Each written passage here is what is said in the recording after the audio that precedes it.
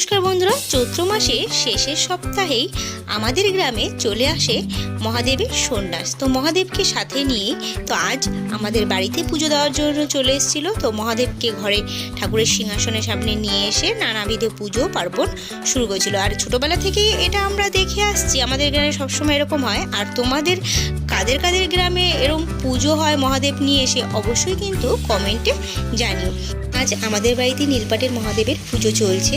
ছোটোবেলা থেকেই এই একইভাবে দেখে আসা চৈত্র মাসে নীলপাটের মহাদেব আমাদের গ্রামে সবার বাড়িতে, যারা জোগাড় যন্ত্র করে রাখে সবার বাড়িতে এসে পুজো করে।